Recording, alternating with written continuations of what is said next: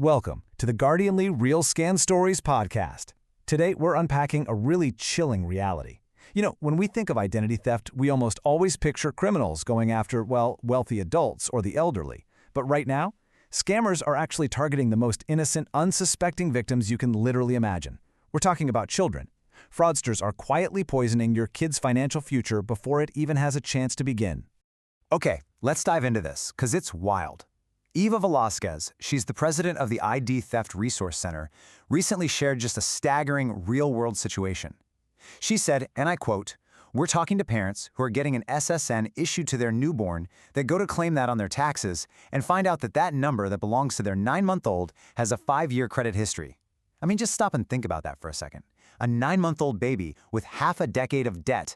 Their social security number was tainted before the government even formally issued it to them. How is that even mathematically possible? Well, it's all thanks to a really devastating, insidious crime called synthetic identity fraud. So what exactly is synthetic identity fraud? Basically, it's a financial crime, where criminals don't just, impersonate an existing person. No, they act like modern-day Dr. Frankensteins. They create a completely new, totally fake persona from scratch. What they do is they take a real, authentic piece of data, like your child's pristine, unused social security number, and then they blend it with completely fabricated names, birth dates, and addresses. And what's really terrifying is how modern tech is just pouring gasoline on this fire. With the sudden rise of generative AI and deepfakes, these synthetic, Frankenstein-like personas are becoming incredibly sophisticated. I mean, they're almost impossible to spot now. To really wrap our heads around the danger here, we gotta look at how this differs from the stuff we normally worry about. Traditional identity theft, that's kind of like hijacking a moving car. A criminal takes over an adult's already established life and credit history. But synthetic identity fraud relies entirely on a blank slate.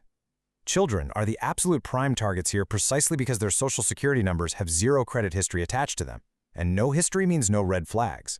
To the credit bureaus, the very first person to use that number is just assumed to be the legitimate owner, which allows the scammer to build basically whatever reality they want.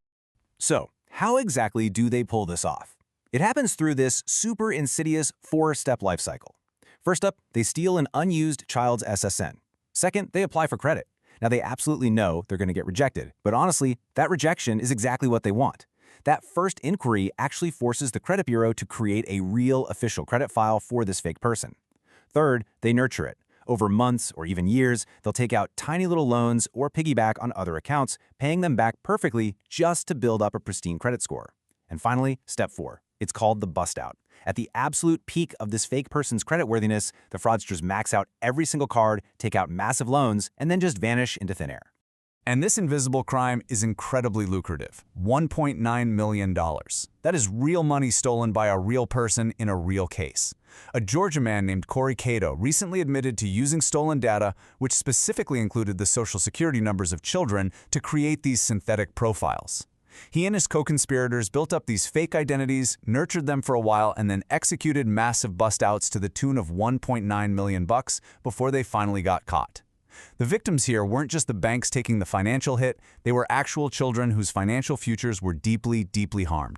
Now, you might be sitting there hoping this is just some ultra-rare one-off occurrence, but synthetic identity fraud really isn't a niche crime anymore. It actually makes up a staggering 80 to 85% of all new account fraud right now. It completely dwarfs conventional identity theft. In fact, experts are projecting that in the US alone, financial losses from synthetic identity fraud are going to hit an eye-watering $23 billion by 2030. It's just a massive, quiet epidemic that is happening right under our noses. So the absolutely crucial question here is, why on earth does this crime go completely undetected for years? Why aren't alarms just going off everywhere?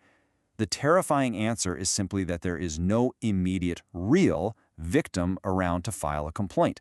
Look, if someone steals your credit card, you notice the weird charge, right? You call the bank. But a child isn't checking their credit score. And let's be real, parents rarely check their child's credit file either. So the fraud just quietly poisons the child's record in the background, completely unnoticed, until that kid turns 18 and tries to apply for their first student loan, or their first apartment, or maybe even their first job, only to find out they are completely buried in massive debt they didn't even create. But listen, you are not powerless here. When it comes to protecting your child's future, Michael Broomer, a vice president over at Experian, advises that parents really have to step up as the stewards of their child's information. First and foremost, you need to freeze your child's credit at all 3 bureaus. That's Equifax, Experian, and TransUnion. A new law actually allows you to do this completely for free, and it stops anyone from opening new lines of credit. Second, periodically check if a credit file even exists for your child. If they're young, there absolutely shouldn't be one at all. Third, lock down physical documents like those paper SSN cards in a really secure place. And finally, just be incredibly cautious about sharing info online or even at school.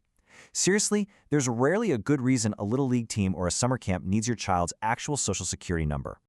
The landscape of scams is literally always shifting, and synthetic identity fraud is hard proof that criminals are more than willing to play the long game, even if it means exploiting a blank slate as innocent as a child.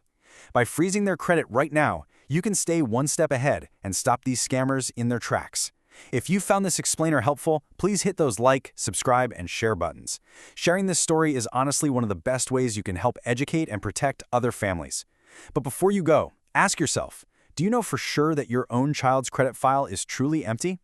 Thanks so much for joining me on the Guardianly Real Scam Stories podcast, and I'll see you in the next one.